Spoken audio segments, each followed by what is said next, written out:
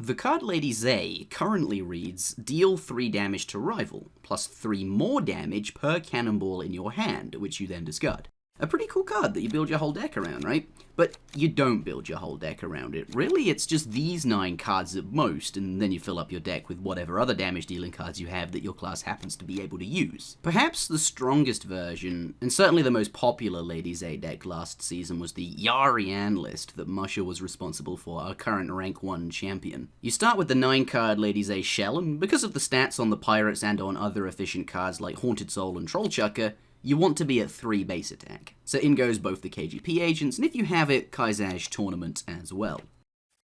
Next, other damage dealing cards like Windstrike and Scorpion fit the theme well, and Moena, if you have it, is definitely an auto-include, at least in its current form, and so is Kale as well, 2 really strong cards. If you have either of them, slam them in. Next up, weapon removal is always valuable in aggro, so bar fight, in it goes, and this is a good card because even if you don't hit any weapons, it still represents about 2.5 damage, depending on if you've gained base attack, which is something, certainly more than Giant Rat anyway. Okay, let's check the deck stats. 6 gold generation in total, which isn't much, so sadly, the strong expensive supports like Stagger, Divine Storm, and even Lady Heffen aren't going to fit in here. But Archmage Cedrador, his effect isn't direct damage, but it's definitely very strong, given how inexpensive it is, so that fits in quite nicely. So the deck is almost full now, and you could put in more damage. Ring of Recoil does exist, hell, even Undead Cow exists, but instead we're going to favor cards that on average represent a higher power level. So basically, we're putting in good cards as opposed to bad ones. Skeletal Peon is definitely a nice fit, in it goes, helps you find that Lady Zay, but it's interesting though, because Krasian Warrior does seem like a better fit, given that the deck runs on 3 base attack. At least that's what I thought, and I did run it instead of Peon at first for a long time, but when you actually play the deck, it becomes quite clear that you don't always land base attack gain in your opening hand, and you don't always have the amount of base attack you're expecting to have either. Looking at you, Dust Devil.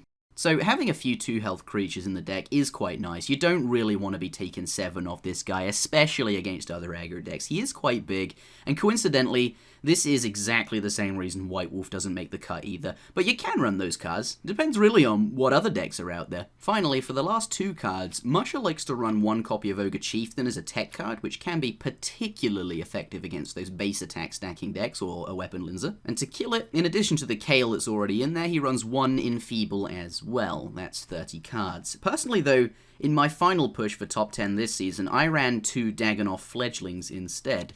They aren't damage, and in some matchups they are pretty useless, but given that the deck and other decks like it was so popular, I thought teching for the mirror matchup might be worthwhile, and for me that was definitely the case. 6 health is kind of like 6 damage when you're both racing each other. Ultimately though, the final 2 cards, like a lot of other cards in the deck, are very flexible, so there's plenty of room for customization. Alright, so that's the Ariane deck, but in principle you could run that list with any other class. Really you could. We only put in total 8 Ariane class cards in the deck, and there's definitely viable replacements available with every other legend, though Ariane probably is the strongest for this style. Yeah, so top tier Lady Zay decks therefore all look very similar. That's the point I'm making. You can run very different looking Lady Zay decks with Earth Blast and Vengeance, but they're not as popular or strong. But ultimately, regardless of how the deck looks or what class it is, one of the reasons I'm making this video is to say, and I don't think anyone disagrees with me here, that Lady Zay is too powerful. It's too strong. And as I said earlier, you don't need to build your deck around it either. It's just 9 core cards that slot basically into anything. Every aggro deck looks the same, because every aggro deck is stronger with a Lady Zay finisher. Healing such as Full Tetsu, Dagannoth Fledgling, and Culinarimancer are very, very effective right now, though that is a different topic which we'll discuss some other time. The point is, ignoring all discussion on rebalancing heals, Lady Zay needs to be changed. Mod Merchant suggested increasing its gold cost to 1 and removing the 3 guaranteed damage. That would certainly be enough. As you saw, the deck was already quite tight on gold, and removing the 3 damage also makes sense. Not that you would, but currently you can play Zay without cannonballs as a strictly better Scorpion, which is kind of silly. Would those changes fix the issue though? I don't think so. Well, obviously the deck would be weaker, there's no denying that, but it doesn't change the fact that every aggro deck would still look the same. People aren't going to stop running Lady Zay, it won't be that much weaker, but there are other aggro options. One attack Ariane has lots of direct health damage, Ozan can have a weapon agenda, and I don't think Venescula really needs explanation. I think these other options would shine through much more at the top of Diamond if Lady Zay was nerfed in a way that confined it more to a dedicated pirate deck. Personally, I think Lady Zay should have written on it, spend 2 pirates from your hand, but otherwise stay exactly the same as it currently is, discarding all your cannonballs, etc. Lady Zay is a ship, and ships need a crew. 2 pirates might be a bit harsh, obviously I can't test it, maybe it should be 1 pirate, but the point I'm making, and the debate to be had, is that spending pirates from your hand requires you to have more pirates in your deck. Does Lady Zay really belong in every aggro deck, or should it be the cornerstone diamond that ties the pirate family together? I can't be certain what Jagex had in mind when they printed it, but to me it definitely felt like this card that belonged in a dedicated pirate deck, and the other kinds of aggro decks should be more free to make their minds up on tools available to them that they want to include. So how much worse would Lady Zay be if it had some kind of spend pirate requirement?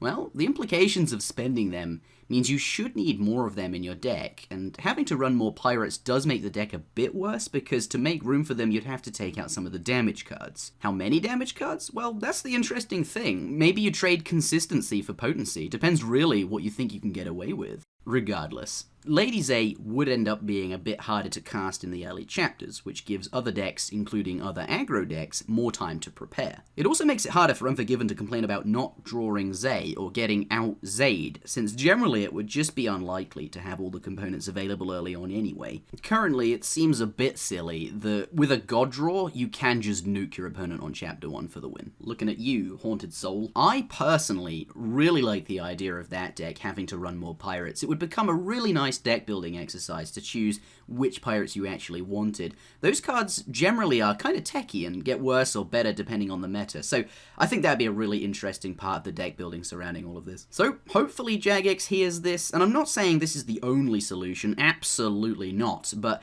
it's nice to throw ideas around, and I thought this was pretty cool. Regardless, thank you for listening, leave a like if you found it interesting, and do subscribe if you would like to hear more from me. And one final thought on the topic of ships, because I'll never make a dedicated video about them, is why do other ships not spend cannonballs? Imagine spending cannonballs to discard cards with Ghost Ship, or the Adventurous drawing pirates. Obviously, you might need to change the gold cost, but I think that would be cool if there were more options to spend cannonballs on. Currently, they're a bit bland. Maybe an expansion, maybe with more Varan. I just wanted to point this out, but it didn't really fit the video, so here it is at the end. See ya.